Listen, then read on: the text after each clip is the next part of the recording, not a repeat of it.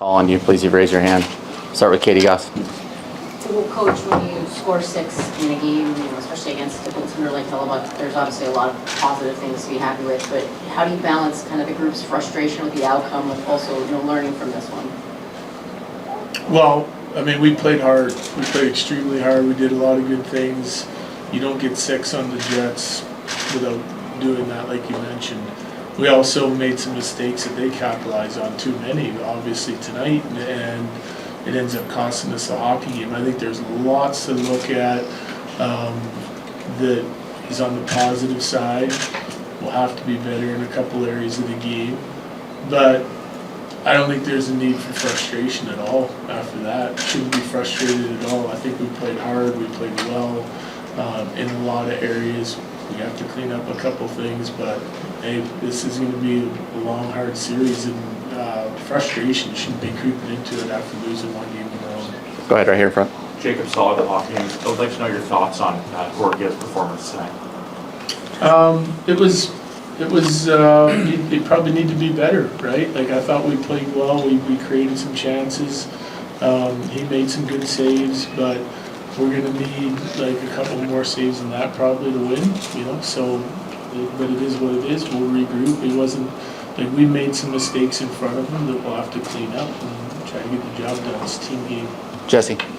Coach, the overall attitude in the locker room was very similar to what you're saying. A lot of good things to build on. The mistakes that were made, are they stuff that you kind of feel positive about? They're not the same mistakes over and over. Yeah, because listen, you got to win battles, you got to win races, you got to be highly competitive, you got to do the right things structurally, which we did. You look at the goals, quickly, goal 1, good coverage, shot, has eyes, makes it all the way through to the net and goes in. Goal 2, we turn it over, right? Can't throw it into the middle of the ice. They make a nice play and get a stick out of it. Safer play is probably around the boards on that one. Goal 3, it's a hard forecheck, we're a good coverage, we lose the ceiling net from mid-air, right? So it's not from lack of effort, lack of positioning, mental errors. Like the turnover would be a mental error. But they capitalize on those chances, so we have to try and give them less. I mean, it's just that simple. Megan. 26 comeback wins in the regular season points to a lack of panic in this group, and there's elements of that tonight. What do you attribute to that lack of panic, and how can you leverage that, especially in the face of so many key players? Listen, it's about belief, and it's about not giving up on what you've worked so hard for. That's the reality, right? Like, if you're going to work for something and put everything you got into it for 8 months, and you have belief in your team that you can come back in any situation, and you keep playing as hard as you possibly can, pushing for that to happen. And sometimes it happens. Tonight it didn't, but I think it's just, being strong mentally, being resilient, and believing in what you're doing.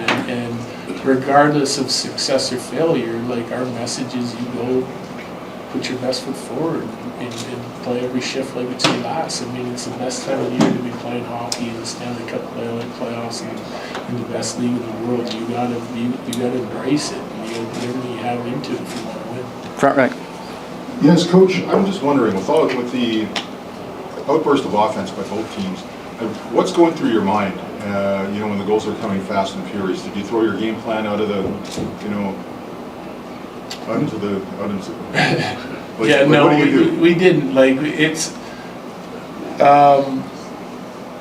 we have a identity that we want to play to, and I thought the guys played to it tonight. And throwing your game plan out the window is something that just fragments our team. We have to stick to our plan and the way we want to play. Doesn't mean we don't try and make adjustments here or there on things that we see or things that we pick up. It's pretty clear when you're playing a hockey game as a team, as a coach, and when you're doing things that you talk about all year long and you're playing ahead of the other team's structure, the good things will happen for you. And if you start sort of breaking off on your own page, it usually leads to disaster. So just because goals are coming quicker and more frequently for both teams, it's not something that we just want to continue to stick to our process throughout the course of the night and then make adjustments and start again fresh the next day. Katie, then Corey.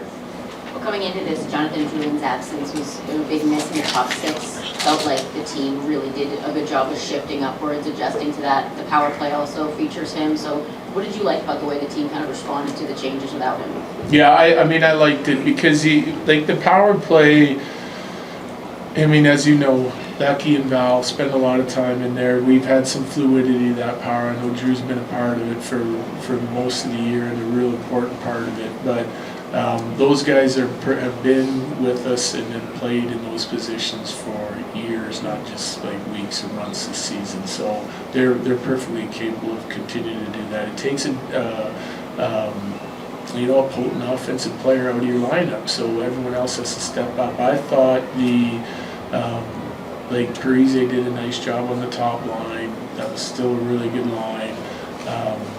The Middlestead line was also a good line offensively.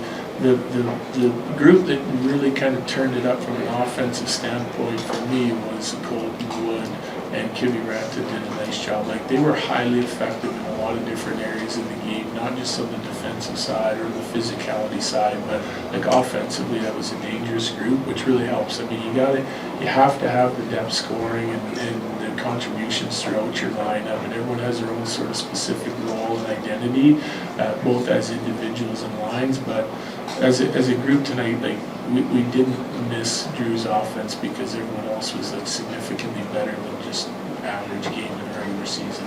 Last couple ones, Corey. Do you feel like, maybe even going back to the last couple of games of the regular season and then tonight, some of the early goals, some of the mistakes that turn into goals, do you feel like your team gets tense or has issues with, just starts to play a different way because maybe they're worried about the mistakes going back in it? Well, I thought our start was great tonight. I did. And I know that we get a lead and then it's like, it's gone, but like I just felt like we were pretty steady in our approach tonight. I didn't think, like, you get the feeling on the bench, it's frustration sitting in, is it do you believe in what you're doing? Like, I think we proved a lot to ourselves tonight in that locker. Like, we haven't played the Jets well this year.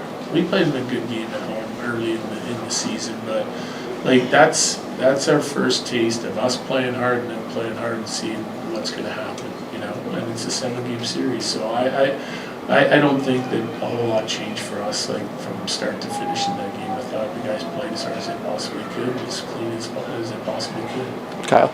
We were told Eustace and was unavailable with illness tonight. Yeah. Do you expect him to be healthy enough to play in the next game, and what will go into your decision on who starts in net? Yeah, I don't know.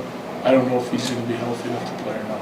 Wasn't healthy enough to play tonight. We'll see what we see in the morning, and then, I'm not thinking about anything else. We got to have him available if he's going to play. Last one.